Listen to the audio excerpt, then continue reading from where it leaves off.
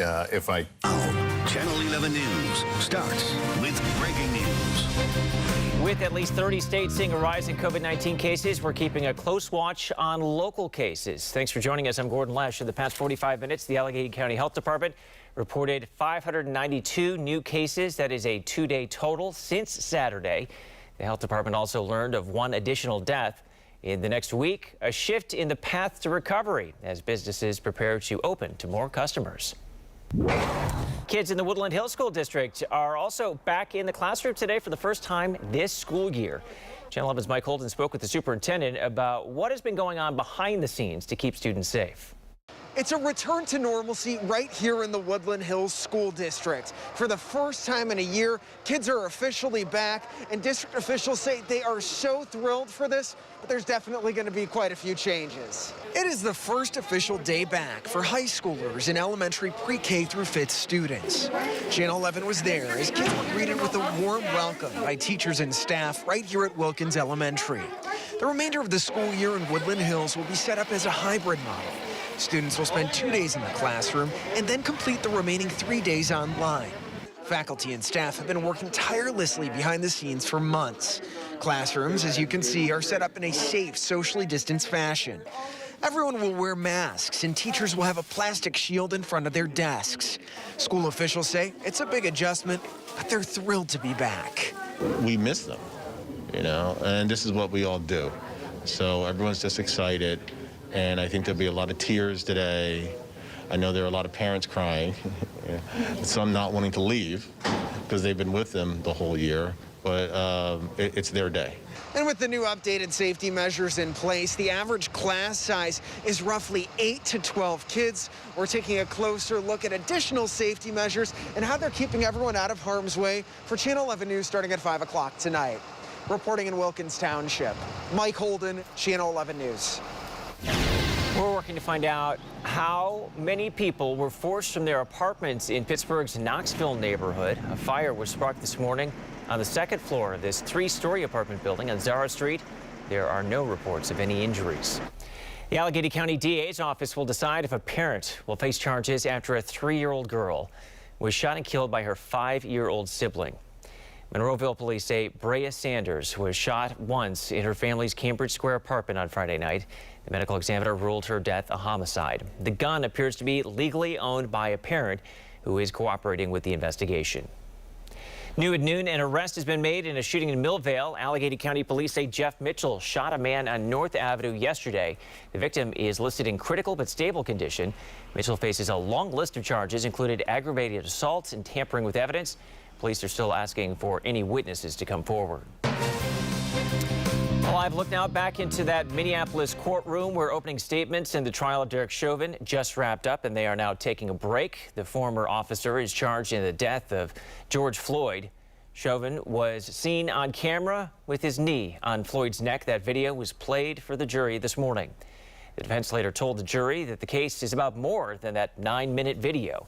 NBC's Jay Gray is outside of the courthouse with a closer look at the high-profile case.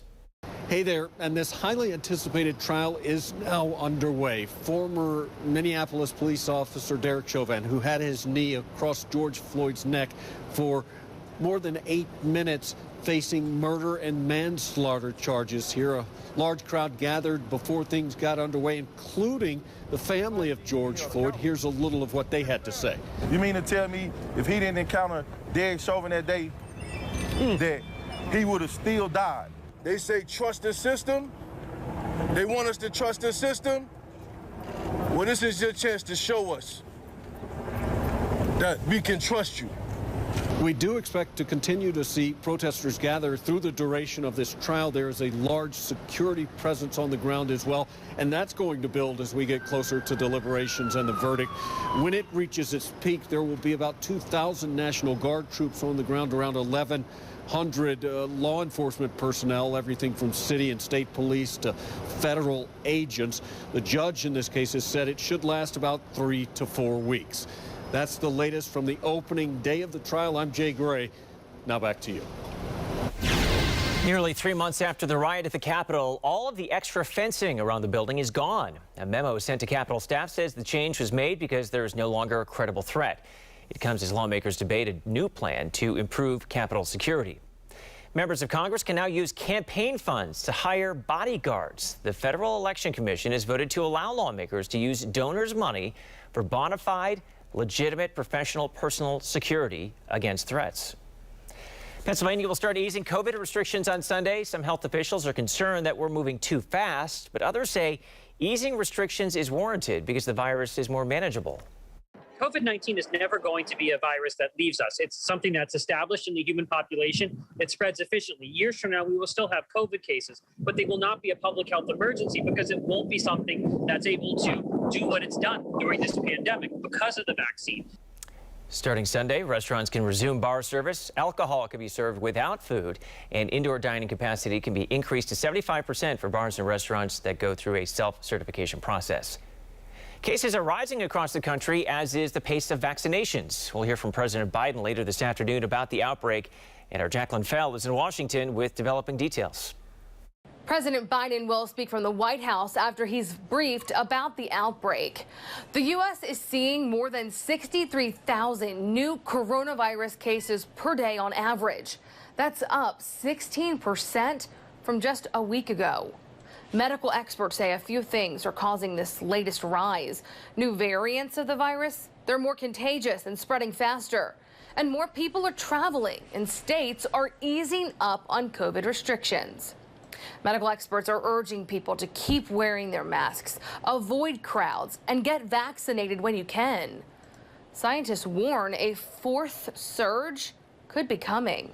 We know from prior surges that if we don't control things now, there is a real potential for the epidemic curve to soar again. One possible silver lining, the pace of vaccinations is also rising. So while cases are going up, there are fewer hospitalizations and fewer deaths.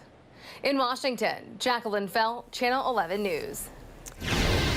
The CDC director has signed an extension to the eviction moratorium to prevent the eviction of tenants who can't make rent payments. It was set to expire on Wednesday, but has now been extended through June 30th.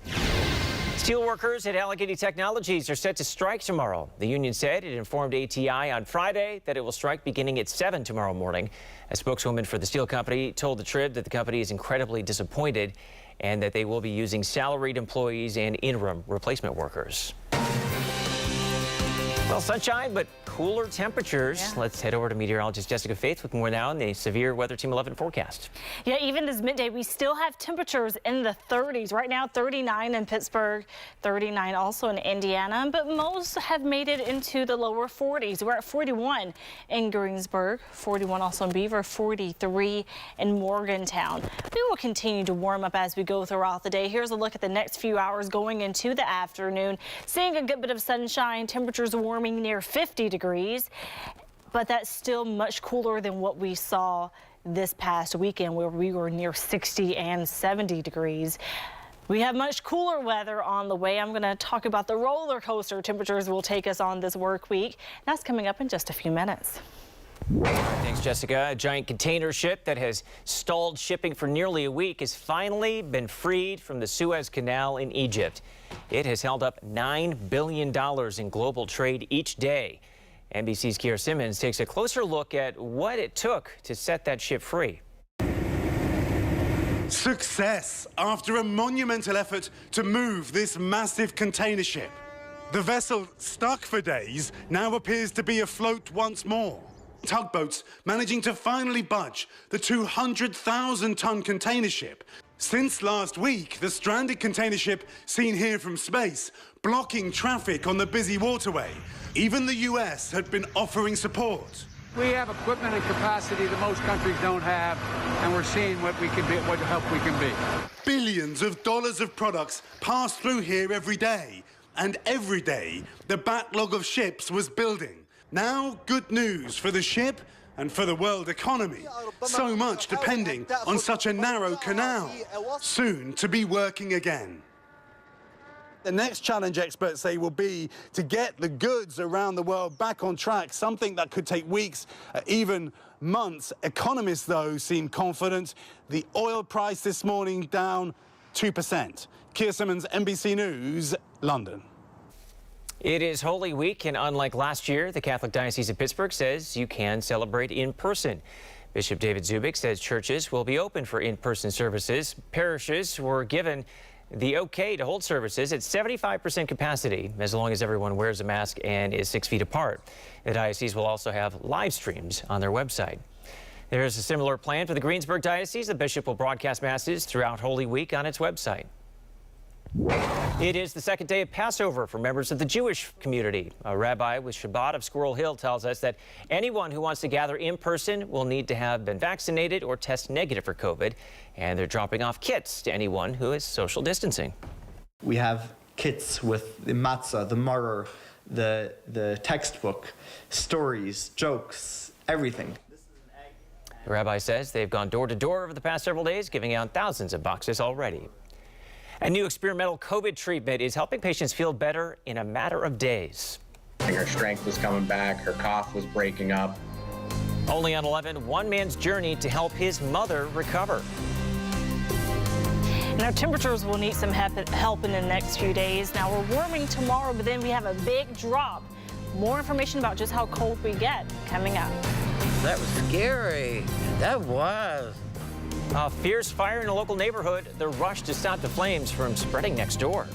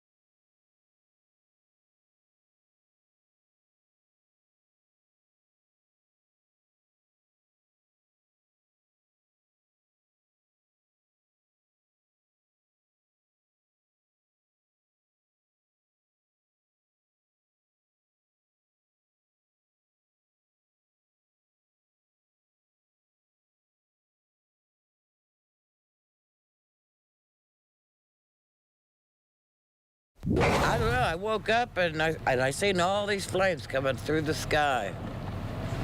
I said, wow. Check out this viewer video of that massive fire in Glassport. You can see the flames shooting up into the air. That house was undergoing renovations when it caught fire yesterday. According to fire officials, a neighbor heard a loud popping noise, looked over and saw the electrical box on fire. By the time first crews got there, smoke could be seen coming from the attic and flames shooting out of the windows. It was a nerve-wracking scene for people who live on the street. I had to rush from work based off of not knowing if that was my house on fire. And I do actually have 4 kids that stay in the house also.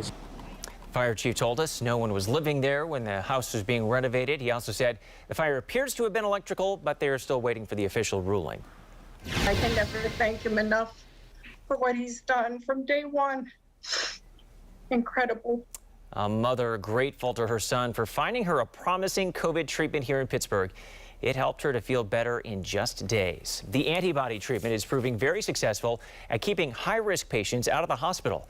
Channel 11's Angie Moreski was first to tell us about this program at UPMC about a month ago, and she has new information on the experimental treatment.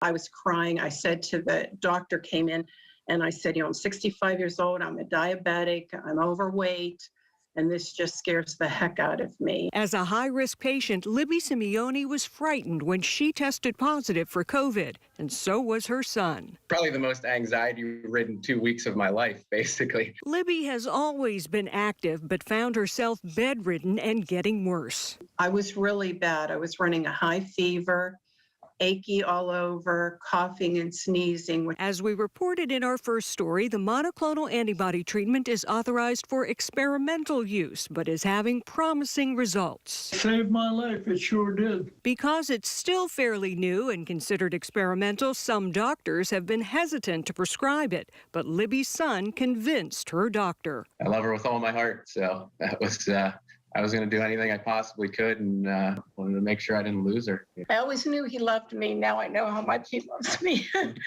Within 36 hours, she was in the chair getting the infusion and had a surprising moment. This is pretty ironic. While I was getting my treatment, my best friend texted me a link, and she said, you have to look at this and consider this. And I clicked on it, and it was your article. What was your reaction when you saw that story as you're sitting there getting the treatment? I know, I was crying. The story gave her hope after seeing how well Carol and Bill did.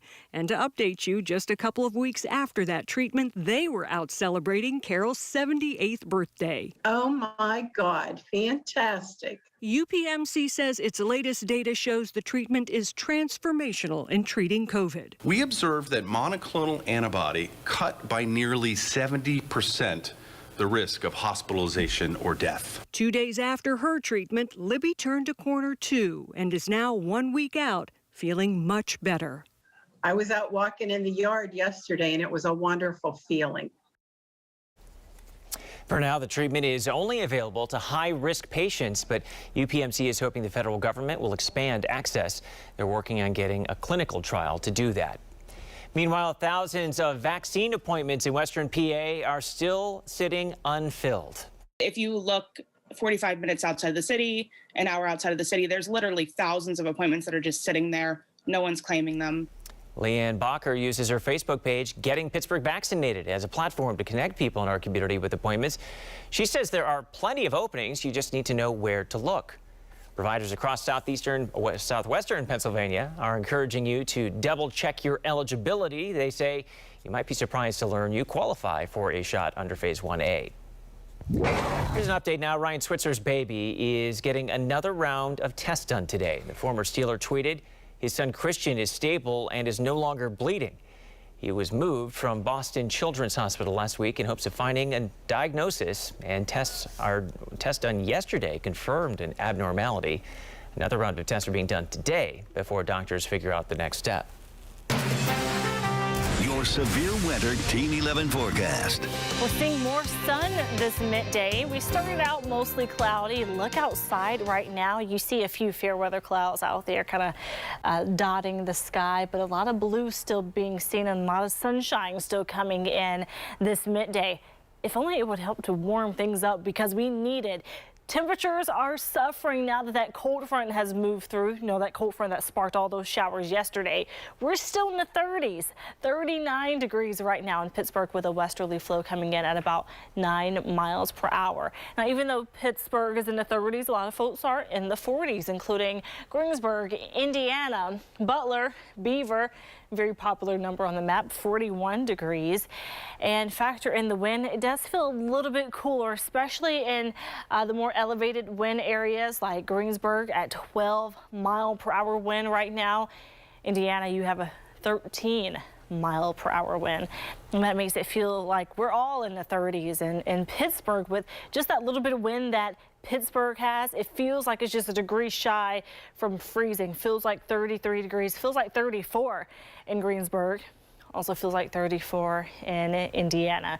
The folks in Somerset feels like it's in the 20s. So we are still pretty cool outside. Here's the good news. As we go into the afternoon, the winds will let up a bit. Temperatures will continue to increase as we go to around 3, 4 o'clock, and we will be in the 50s, 53 degrees for the high. We'll continue to decrease the cloud cover, allowing even more sunshine into the area.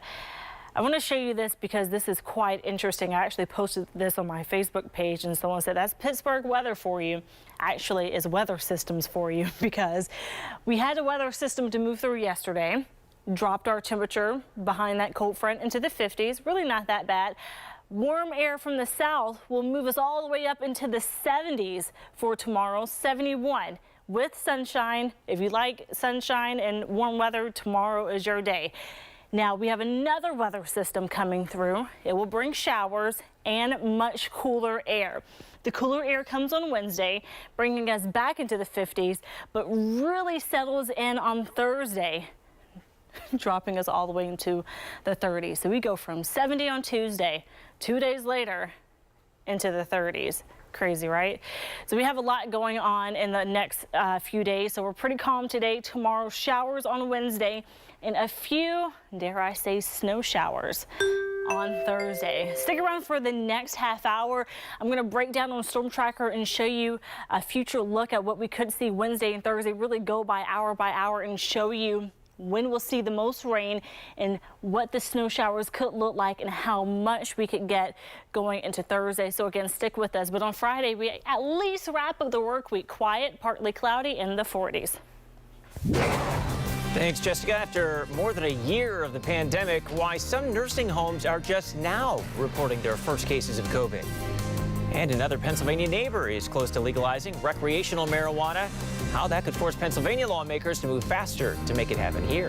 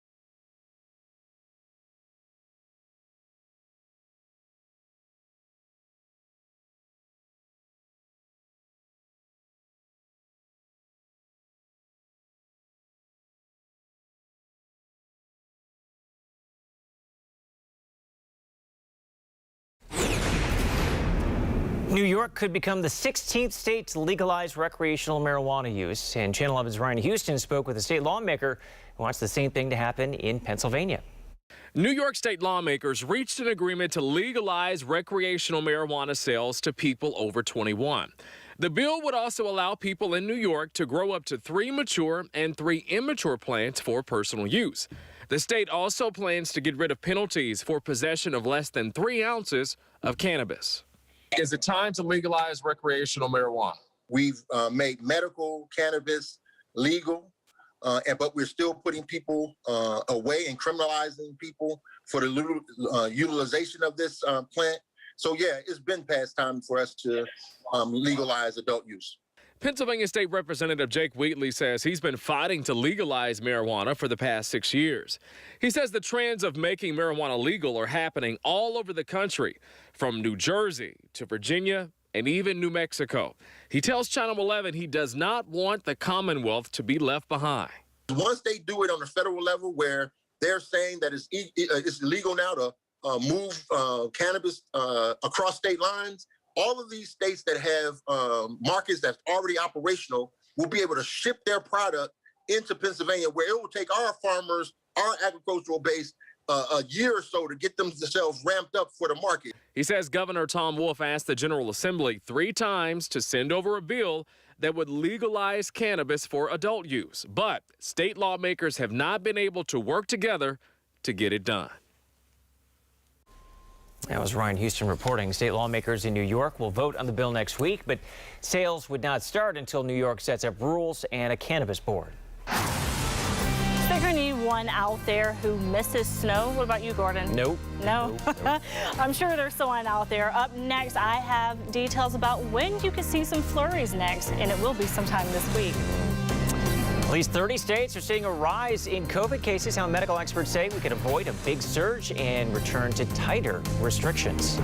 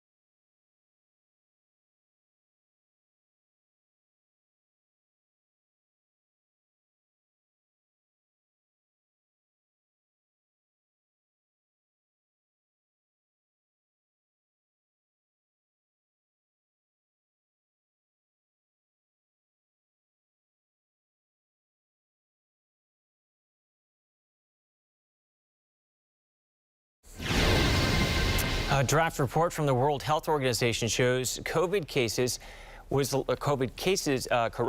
I should say, likely spread to humans by an animal that got the virus from a bat. The draft also said that it is very unlikely that the virus came from a lab. There's been a lot of pressure to figure out where the outbreak started and when. The draft notes that there could have been undetected milder cases prior to the outbreak at the Wuhan market in December of 2019. The Allegheny County Jail will soon start testing all new inmates for COVID. They'll have to test negative before being placed in the general population. Inmates who refuse will be quarantined. The new policy takes effect in 2 weeks. Officials told the Trib that COVID cases in the jail are climbing. As of March 1st, 76 inmates tested positive. At least 30 states are seeing a rise in COVID cases, but medical experts say a fourth COVID surge is avoidable. But it seems not everyone is listening. Britt Conway has a look at what's causing the recent rise in cases and what it's going to take to get that case count turned around. New cases of COVID-19 are on the rise again. Doctors Ashish Jha, Anthony Fauci, and Scott Gottlieb caution that it's up to us to keep this rise from shifting to a surge. Now, variants are playing a part in the case count. This is basically what we were all saying was going to happen around the second half of March. The variant first identified in the UK is more contagious and now likely to become dominant, but it's not the only reason behind the rise. What we're likely seeing is because of things like spring break and pulling back on the mitigation methods that you've seen now. Several states have done that. A lot of the spread is happening among younger people, 10 to 19, but also 20 to 29. That's the group that is moving around, kind of relaxed and getting infected. Experts say it's not time to relax yet. We need to hold on to our masks, avoid crowds, and hold off on travel until we can get more people vaccinated, especially in areas with rising case counts. I think what we need to do is try to continue to vaccinate, surge vaccine into those parts of the country. So the incremental vaccine that's coming onto the market, I think the Biden administration can allocate it to parts of the country that look hot right now. Then it comes down to patience. We're weeks away from a point where we can begin to do these things a bit more safely. But if we could just get 2 or 3 more weeks of around 3 million vaccines a day, that's going to be a pretty big backstop against a true fourth surge. I'm Britt Conway reporting. The White House is working on a system for people to prove they got the COVID vaccine. The vaccine passport could be used at work, in schools, or when traveling. Several agencies are involved in the planning, and the demand is expected to become more urgent as more Americans get vaccinated. Penn State is asking students to be safe after the UK COVID variant was detected in Center County. The strain first showed up in a wastewater sample from March 7th. Officials don't know how prevalent the strain might be, but we know it's 30 to 50% more contagious than the original COVID-19 virus. And just last week, Pitt reported a case of the UK strain on campus. The school is trying to contain a spring surge. 42 students tested positive for COVID in just 3 days. COVID infections have slowed at nursing homes in recent months, due in large part to the vaccine, but the threat is still out there. Channel 11's Samantha Manning got a look at a new watchdog report showing hundreds of nursing homes are reporting their first infections. Happening now across the country. Families are getting to see their loved ones in nursing homes for the first time in more than a year, including this Colorado woman who visited her vaccinated mother. Now we can hug for real. A new watchdog report says COVID cases in nursing homes have dropped more than 80% since the vaccine rollout.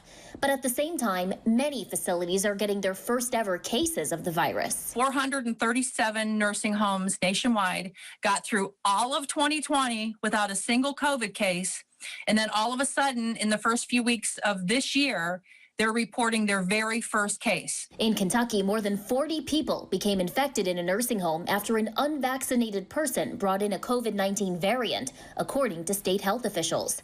This latest report also points to concerns about vaccinations for nursing homes being inconsistent, and many are relaxing visitation guidelines. Some of these nursing homes are going to get walloped if they continue to act in this fashion. Nursing home residents were among the first to get the COVID-19 vaccinations around the country, allowing for these emotional reunions. A year ago, really, since we were free to do this. But watchdog groups are urging nursing homes not to ease restrictions too quickly. That was Samantha Manning reporting there. For the first time in more than a year, residents at Westmoreland Manor got to see their loved ones in person. Visits resumed on Saturday under tents in front of the building. Indoor visits are still on hold because of an employee who tested positive last week. Officials at the county-run center said about 85% of their residents have been vaccinated. Well, sunshine, cool temperatures. Let's head back over to meteorologist Jessica Faith. Yeah, really cold this midday, but highs will end up in the 50s, which is not bad, just not as warm as what we saw this weekend. That cold front is long gone, but we're still dealing with the cooler air. We will continue to decrease cloud cover, getting even more sunshine as the day rolls along. Now, looking ahead to the middle of the week, we have another cold front, sparking showers, also bringing some very cool air into the area. I'm not only going to talk about the temperature drop, but also talk about the precipitation that's coming, because not only are we going to see a good bit of rain, but also some snow. Don't worry, it's not going to be widespread, but I will show you an early look at the snow we could see on Thursday, and also just how cold we're going to get. Thanks, Jessica. Staying mentally strong, especially through the pandemic, can be a challenge for everyone. NBC's Wendy Wolfolk has a good reminder of some do's and don'ts to help.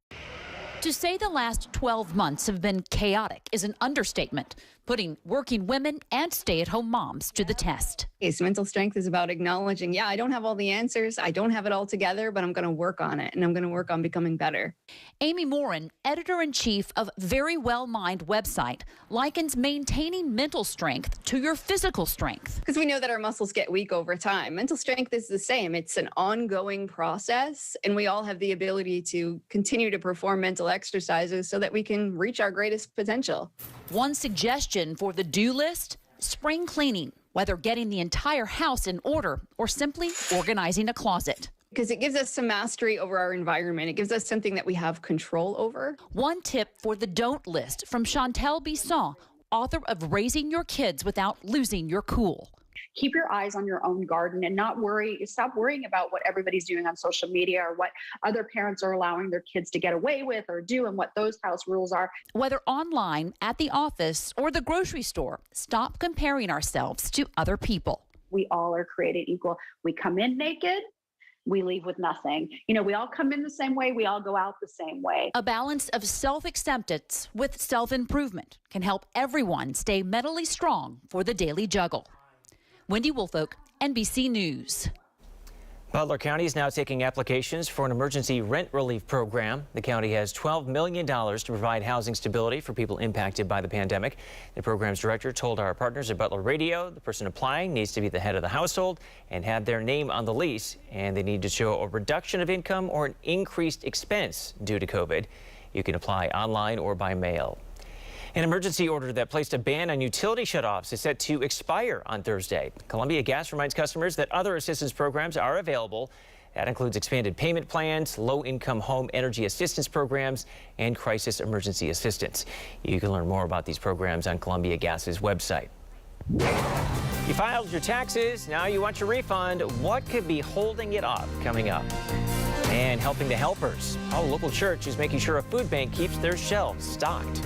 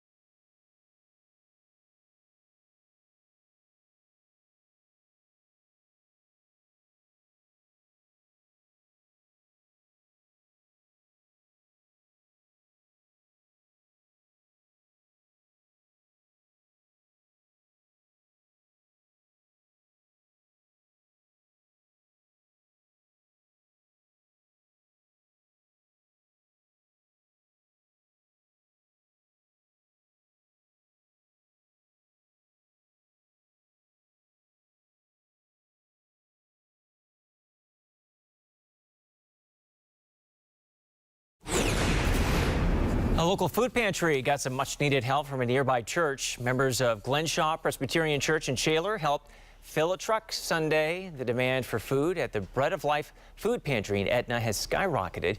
According to our partners at the Trib, it's jumped by 33%.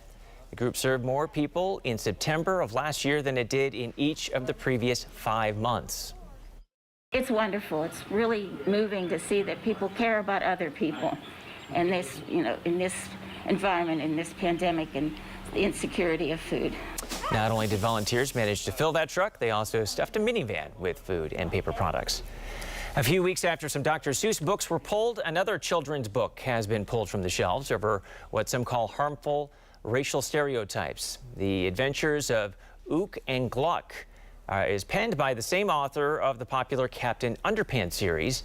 The book tells the story of a group of friends who use martial arts and Chinese philosophy to save the world. But its author says the book was created to showcase diversity, equality, and nonviolent conflict resolution, and he's apologizing, saying he now sees the harm there is to Asian readers. Plans are underway to launch an Instagram for kids. It would be for children 13 and younger. Critics fear, though, it will be used to harvest children's data and profit off their profiles. Development is still in the early stages. Boy, the many changes this week will bring. We have sunshine right now. We have sunshine and warm weather tomorrow, and then many changes. I'm talking rain, snow, very cold. All of those details I will lay out coming up in just a few minutes, so stick with us. And you sent in your tax return, and now it's a waiting game for a refund. What is likely holding up that cash?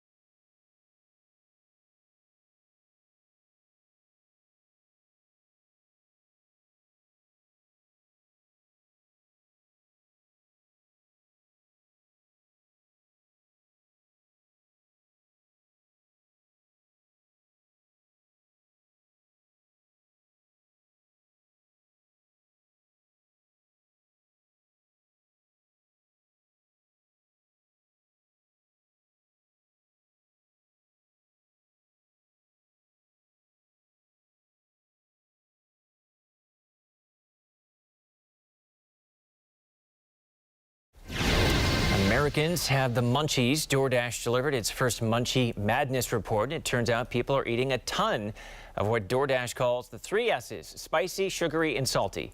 Tortilla chips, fruit snacks, peanut butter cups, and sour cream potato chips are among the most ordered items. More than half of those surveyed shared that they are eating a second dinner, citing a late night snack around 8 or 9 p.m. If you haven't been out to eat in a while, you may run into a new trend, no contact ordering. You sit at a table and you can view the menu on your phone, and you can pay on your phone as well. If you're waiting for your tax refund, have some patience. Our consumer advisor Clark Howard explains what could be holding up your cash. This is a tough year to get your money if you were due a refund by the IRS. So you filed your return as quick as you could, and you're waiting and you're waiting and you're waiting. What's going on is the IRS is overwhelmed, understaffed, and has antiquated computer systems. So refunds this year are delayed, and some of them extremely delayed. Then on top of it, the IRS has been given responsibility to get the stimulus money in your hands, and a lot of the records on those are not accurate. On that, go to irs.gov and you'll see the button you can click to find out where your stimulus money is. On the returns themselves, big thing, reduce the withholding. If you typically get big refunds, reduce your withholding out of your paychecks this year. So next year, if you're waiting, they're not holding on to your money. I'm Clark Howard. President Joe Biden has invited 40 world leaders to a virtual summit on climate change. The two-day conference will begin on Earth Day, April 22nd. The leaders represent 17 countries responsible for 80% of global emissions, including China and Russia. The White House says the summit will underscore the urgency and the economic benefits of stronger climate action. Yesterday, thousands turned out for a climate action protest in Paris. Marchers called on French lawmakers to be more ambitious in their fight against climate change. French lawmakers are due to take up a bill on climate today. Record-breaking numbers of visitors have traveled to see the erupting volcano near Iceland's capital. More than 5,000 people visited the area of the eruption over the weekend. Rescue services have set up walkways to allow safe access to the site, which has become a top tourism destination since the eruption began on March 19th. Firefighters are monitoring gas emissions, and the entire western flank of the volcano collapsed yesterday, showing the inner part of the lava. Your severe weather Team 11 forecast. Those shots were pretty cool, and it feels pretty cool outside right now, but at least the sun is back. Here's a look outside. We see a few fair weather clouds, still some blue out there being seen, and a good bit of sunshine coming in. Even more sun will be seen as we roll throughout the rest of the day, finally starting to get rid of all that pesky cloud cover. Not helping to warm temperatures, though. We'll still be right around 50 degrees, so not as pleasant as what we saw this weekend temperature-wise, but at least we're dry. We'll be dry again tomorrow. A lot of sunshine with a nice warm up. We'll be near 70 once again. Tomorrow, in my opinion, will be a really great day to get outside to just enjoy some nice fresh air, to get some yard work done, maybe wash your car, whatever you would like to do outside before you may just want to stay inside Wednesday and Thursday. So we have a good bit of rain coming our way with our next frontal system that will be pushing through. We're talking about a good bit of rain that could impact your plans and impact your commute. We're talking morning and evening commutes. And also we do have a chance for some snow. Yes, we're talking about snow again. That returns on Thursday. We're not talking about as big of a coverage as Wednesday, so that's why I say caution, because we're not going to get a whole lot, but just enough that maybe impact your day a little bit, but nothing too out of the ordinary. So as we go throughout the day on Tuesday, cloud cover does build back in that night. Here's Wednesday morning. So those showers pushing in. If you have an early start, expect wet weather to affect your morning commute. You see how much rain we're getting. A good bit of rain by midday, still looking scattered. We'll still deal with a few of those showers as we go into the evening commute. So when I say numerous showers, I mean a lot of us will be getting them, but not everyone. And that continues even into the evening hours. What we'll have to watch Wednesday night is that transition from liquid precipitation to frozen, because that cooler air will be catching up with all that moisture coming in behind that cold front, coming in quite strong, turning that precipitation over into snow. And again, notice we're not getting a whole lot. but we will get some snow that could be impactful, especially for the morning hours. So you just want to keep that in mind, that we do have a chance for some snow, not widespread, and it won't be all day, and it won't be for everyone all at the same time. But it has been a minute since we've talked about snow chances here. I think we've been just a little bit spoiled here in March. We have had a good bit of rain, but we've had pretty nice temperatures, especially to welcome in the new season of spring. Just because it's spring doesn't mean our chance for snow is over just yet, because we see it right here on our 5-day forecast. Notice how temperatures dive. We go from 71 on Tuesday down into the 30s for the high on Thursday. All right, thanks, Jessica. 7 out of 10 drivers say they did not know about the state's steer clear law, which requires you to move over if an emergency responder is stopped on the side of the road.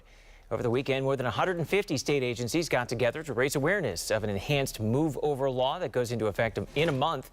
It doubles the fines from the steer clear law. They hope to prevent crashes like this one. If you can't move over, you must slow down to at least 20 miles per hour under the speed limit. Hey, Lisa Robertson here with Local Steals and Deals, looking at one of the coolest things in technology today, and it's called the Moon Pod. It's literally made to mimic flotation therapy. So what is flotation therapy? Flotation therapy is something where your entire body is supported evenly. Think about that. They actually use it to help people who have stress and anxiety disorders. So think about how amazingly relaxing and calming and comfortable it is. And this is what the Moon Pod is actually made to emulate. It has proprietary beads, millions of them, high friction beads. You can sit up, you can recline, you can lay on it. This is going to mean that you have extra seating wherever you want, an extra place to take a nap. This is great for dorm rooms. This is great for kids' rooms. This is great for watching TV. And you can get the Crescent pillow with it. Now, the Crescent pillow is a great body pillow. It's great for a body pillow if you're pregnant. It's great to help when you're nursing. It's a great gift for anyone who's going to have a baby or has a little one. It's also going to make your Moon Pod into kind of a recliner. So here is the Crescent pillow, and you're going to just, wait for it. Wow, it's like a throne. I like it. It's my Moon Pod throne. I'm in. So the great thing is, this is what your kids are going to love. This is what everybody in the family is going to fight over. This is dorm rooms. This is kids' rooms. This is TV rooms. Oh, you can stack them so they don't take up any room at all, which I love. The covers are machine washable, and they're really lightweight, so they're easy to move around, and you can just do whatever you want. If you're looking for this and you're going, oh my gosh, I love that, you can find it right now on localsteals.com for 20% off. How great is that? You got a couple colors, but trust me when I tell you, yep, it's my throne. I'm the king of the world. Okay, I'm the king of the Moon Pod, but it's darn close.